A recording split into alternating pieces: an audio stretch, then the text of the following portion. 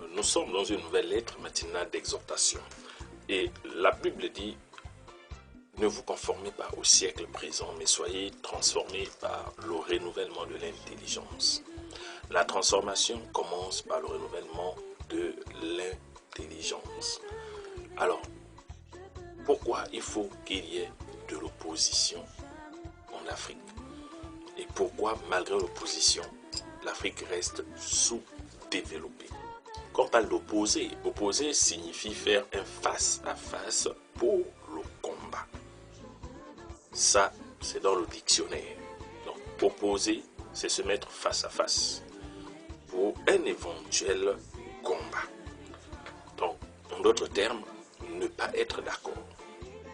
Donc, vous voyez que même la signification, c'est-à-dire même le mot, donne une certaine impression, une certaine valeur. En d'autres termes, ça agit sur l'intelligence même de la personne. Et des personnes d'ailleurs qui sont face à face. Comment peut-on comprendre que même en science, c'est-à-dire même dans la science, des nombres sont opposés lorsqu'ils ont des signes contraires et des distances à zéro égales. On enlève l'autre partie, on s'occupe des signes contraires. Lorsque deux nombres ont des signes contraires et qui sont exactement opposés, si vous les mettez ensemble, vous faites la somme. Donc, normalement, on fait une somme pour augmenter. Mais si vous faites la somme, vous obtenez 0. Donc, la somme de deux nombres opposés est nulle. Ça donne rien, 0. Et même s'ils sont simplement des signes contraires, sans être opposés, donc il y a des signes contraires, la somme va donner un nombre un peu plus petit. Et c'est avec ça que nous essayons d'avancer et on veut avoir des résultats, on veut le développement. Alors, il y a une chose à faire, c'est de savoir que peu importe qui est positif, qui est négatif, lorsqu'on additionne des nombres de signes contraires, on diminue la valeur même du plus grand. Lorsqu'on additionne deux nombres opposés, on n'obtient rien, le résultat est nul, nul, nul et nul. Quand tu portes un mauvais signe ou un mauvais signe ou un mauvais qualificatif, il faut savoir que ça va diminuer ton influence.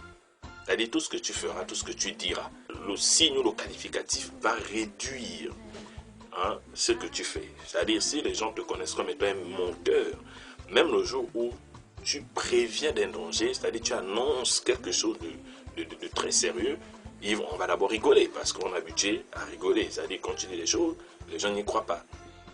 Du coup, ça peut être toujours la même chose. On se dit que c'est la même chose. Alors, du coup, le mot opposition. Opposition, c'est un mot qu'il faut changer.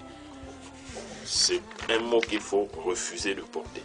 Donc, parce qu'un peuple ou une nation, c'est quoi? C'est un mélange de plusieurs personnes. C'est l'union, c'est la somme de plusieurs personnes. Peut-être avec des pensées différentes, donc des valeurs différentes, ainsi de suite. D'accord. Mais il ne faut pas qu'il y ait des signes contraires. Parce que l'impact ou le développement dépend des signes. Des signes contraires. Qu'est-ce que j'appelle des signes contraires? C'est-à-dire au niveau des émotions. Il ne faut pas qu'il y ait des émotions ou des ambitions contraires. Il faut que tout le monde porte le signe positif. C'est-à-dire, quiconque veut faire de la politique doit porter un signe positif. Un signe positif. Je vais expliquer ce que c'est. Il faut qu'on apprenne à donner aux choses un nom qui n'atténue pas leur valeur. Alors, si quelqu'un est en exercice ou un parti est en exercice, on considère que on l'appelle proposition. C'est-à-dire c'est lui qui propose et qui doit faire. Puisqu'il a tous les moyens pour passer à l'action. Donc, au lieu d'appeler les majorités, le parti au pouvoir, on va appeler ça parti de proposition. C'est la proposition. Et il faut concrétiser les propositions.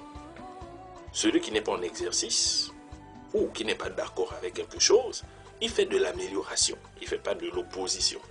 Il fait de l'amélioration.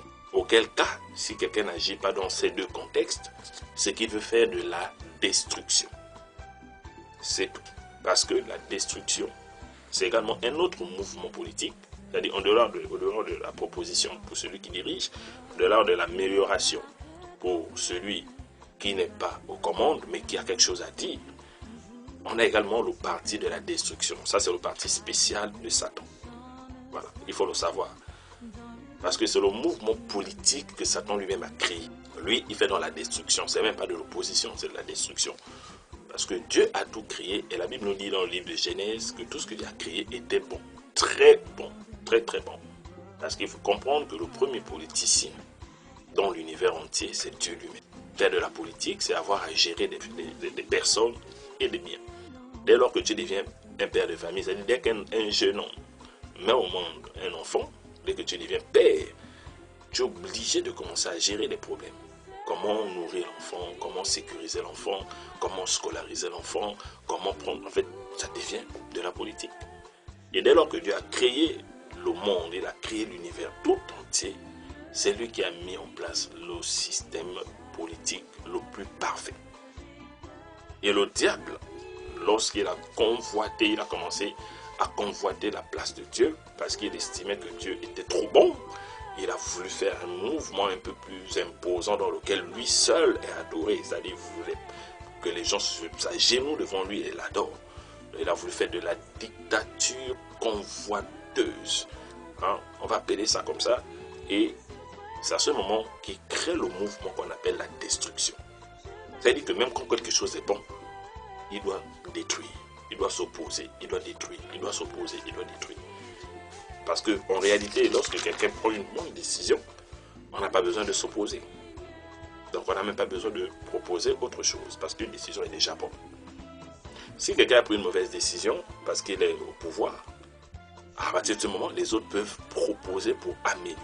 Si quelqu'un prend une décision sur des sujets relatifs, c'est-à-dire une décision relative, on n'a pas forcément besoin d'avoir un seul point de vue. À partir de ce moment, on est dans la diversification. Ça veut dire qu'on adopte les différents points de vue et chacun trouve son compte. En d'autres termes, on n'a pas besoin de l'opposition. On a besoin de la proposition et de l'amélioration, sinon de la diversification.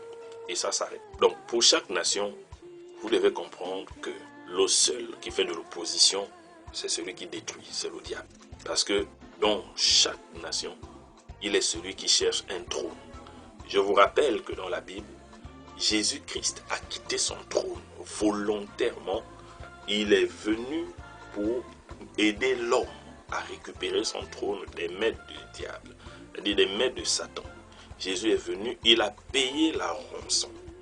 Parce que tous ont péché, nous avons péché. L'homme doit à Satan le péché qu'il a consommé. Voilà pourquoi Jésus est mort. Donc lui, il a quitté son trône volontairement, parce qu'il n'est pas attaché au trône, il est attaché à l'amour. Et il nous a aidés à récupérer notre trône. Or, le diable, c'est celui qui a perdu son trône de force et qui erre sur la terre et qui veut absolument arracher le trône à tous les hommes. C'est-à-dire tout homme doit perdre son trône pour le céder à Satan. Mon frère, si tu continues à céder un trône à Satan, alors tu es dans le parti de la destruction. En fait, le sous-développement est dû à cet échange. Le sous-développement de l'Afrique, du pays, de la famille, le sous-développement est dû à ça. Quand quelqu'un cède un trône à Satan, à partir de ce moment, il est dans l'opposition, sinon la destruction. Que le Seigneur vous bénisse. Sachez que c'est Jésus seul qui a quitté son trône pour nous et qui nous a restitué nos trônes. Il les a repris des mains du diable lorsqu'il a dit « tout est accompli ». Et c'est ça que j'appelle porter un signe positif. J'ai promis vous l'expliquer. Porter un signe positif, c'est lorsque vous avez une position supérieure et des avantages et vous êtes prêt à les quitter volontairement pour aller dépanner, pour aller secourir, pour élever les plus faibles que vous. C'est-à-dire qu'il faut être poussé par le sentiment d'amour et d'autosatisfaction. Ça veut dire qu'on n'a rien à prouver à personne, on sait ce qu'on vaut et on sait qu'il y a un plus faible qui a besoin de nous, on va à son secours. Voilà ce qu'on appelle de la gouvernance positive. C'est ce que Dieu lui-même a fait.